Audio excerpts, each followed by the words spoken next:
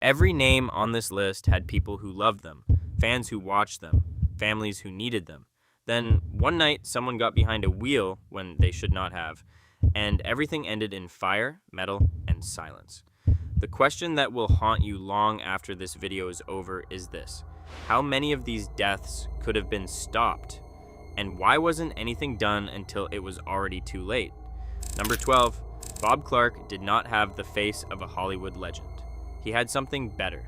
He had the gift of making people feel like a child again. His film, A Christmas Story, became the kind of holiday tradition families pass down like an heirloom. The kind of movie that turns on the television every Christmas Eve and fills the room with warmth and laughter. Clark had spent decades building a career that made millions of people smile. And by 2007, he was still working, still creating, still moving forward the way only a man who loves his craft can. He had a son named Ariel, 22 years old, riding beside him in the front seat of his car on the Pacific Coast Highway in California on the morning of April 4th, 2007. The sunrise was already touching the water. The road was quiet. Everything looked safe. Then a black SUV came across the median. The driver, Hector Velazquez-Nava, was 3 times the legal limit. He crossed directly into Bob Clark's path and hit them head-on.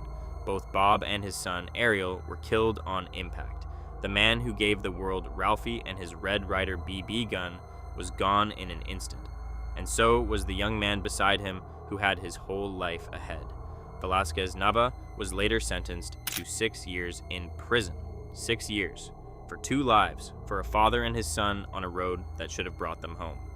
Number 11, Sam Kinison was the kind of comedian who made people feel things they didn't know comedy could reach. He screamed, he raged, he turned pain into laughter with a force that left audiences breathless. He had survived addiction. He had clawed his way back from darkness more than once. And on April 4th, 1992, he had just married his girlfriend, Malika, in a ceremony full of hope. They had honeymooned in Hawaii.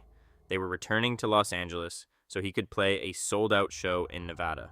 Sam was 38 years old and finally in a place that felt like solid ground. He and Malika were driving along US Route 95 in the Nevada desert, a long, straight road with barely another car in sight, when a pickup truck driven by 17-year-old Troy Pearson drifted into his lane and hit his Pontiac Trans Am head-on. Kinison was not wearing a seatbelt. The impact threw him forward and his head hit the windshield. Witnesses at the scene said that before Sam lost consciousness, he looked up and spoke, as if talking to someone no one else could see. Then he was gone. Pearson had been drinking. He was charged with vehicular manslaughter with gross negligence. He served no jail time at all. The man who had made America howl with laughter died on a desert highway, newly married, newly sober, finally ready for the life he had been fighting for. Number 10, Jerry Brown Jr. was 25 years old and had just been signed to the Dallas Cowboys practice squad 2 months before December 8th, 2012. The dream had barely started. That night, he climbed into a car with his teammate and friend, Josh Brent. Brown trusted him. But Brent had been drinking heavily at a club in Irving, Texas. He was driving over 110 miles per hour when he lost control and struck a curb. The car flipped and caught fire. Jerry Brown Jr. never made it out. Brent served 6.5 months. When the person supposed to protect you is holding the keys, how many chances are enough? If you think those cases were disturbing, stay right where you are. Because what's coming up next is the part of this story that Hollywood never wanted to answer for. Number 9. Ryan Dunn was a jackass star who made millions laugh by doing things most people were too afraid to imagine. To his fans, he felt indestructible. Hours before the crash on June 20th, 2011, he posted a photo from a bar in Westchester, Pennsylvania, drink in hand, grinning the way he always did. His blood alcohol level was later measured at 0.196, more than twice the legal limit.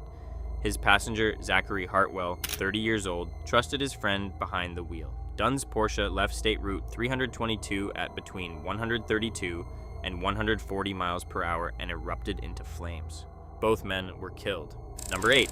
Jackson Pollock changed the way the world thought about paint. His drip paintings were explosive, emotional, and completely unlike anything before them. By the mid-1950s, he was one of the most famous artists in America and one of the most troubled. On August 11, 1956, in East Hampton, New York, he got behind the wheel of his Oldsmobile convertible while heavily drunk.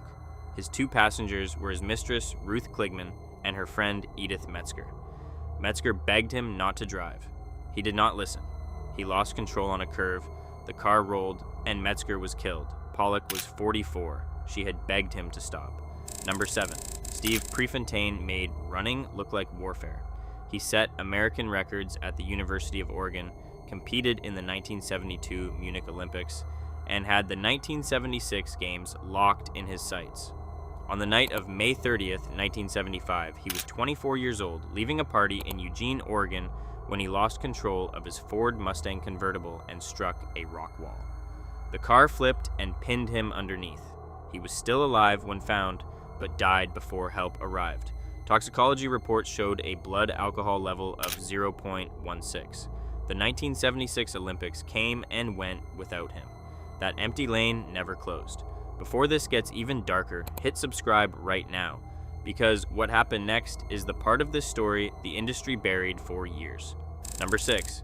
Keith Moon was the loudest drummer in rock and roll and possibly the most destructive human being to ever sit behind a drum kit.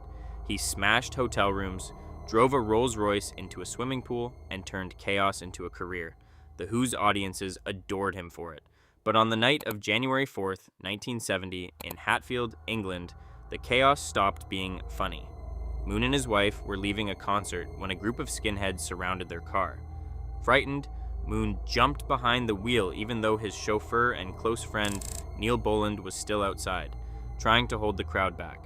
Moon was drunk. He hit the accelerator. Boland was knocked under the wheels. Keith Moon ran over his own friend. Boland died from his injuries. Moon was charged with drunk driving, driving without a license, and driving without insurance. A British court cleared him of all charges related to the death. He never served a single day. Keith Moon went on to be celebrated as a rock legend. Neil Boland is barely remembered.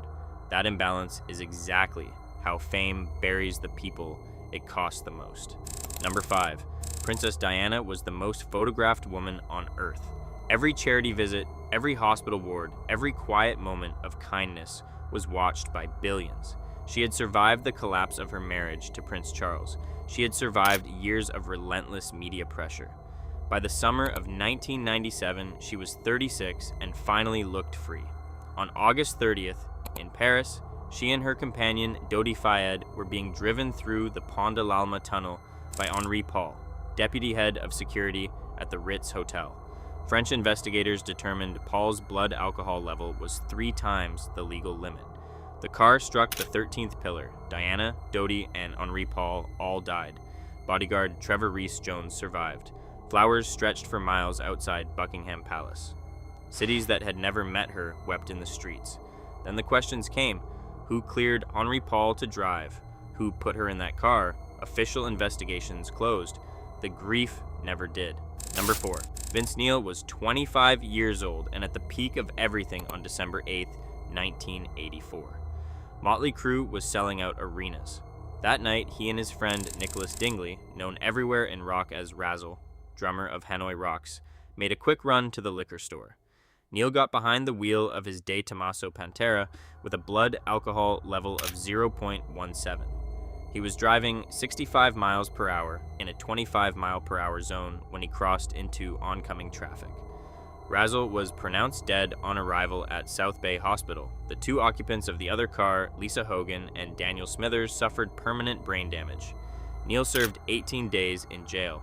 He later admitted in his memoir that he drank and got a suntan while inside. He was arrested for DUI again in 2010. Razzle never came home.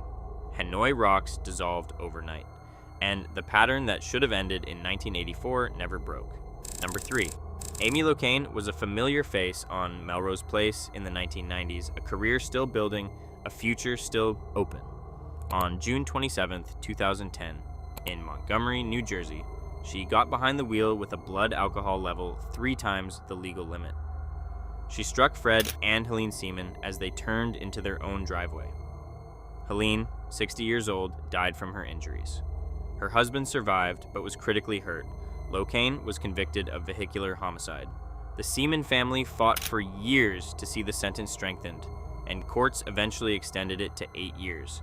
No sentence changes what happened. Helene Seaman never made it home that night. Number 2. Andrew Gallo had already been convicted of a DUI in 2005.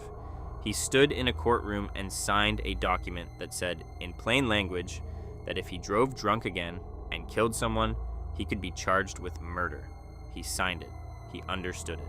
Then, on April 9th, 2009, at 12:23 in the morning in Fullerton, California, he ran a red light at 65 miles per hour with a blood alcohol level of 0.19 and T-boned the car carrying Nick Adenhart, a 22-year-old Angels pitcher who had just thrown 6 scoreless innings in his season debut hours earlier.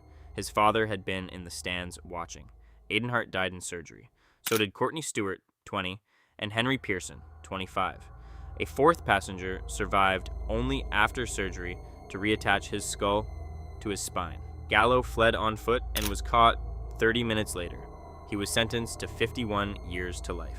Number 1. Princess Diana was the most watched woman on Earth.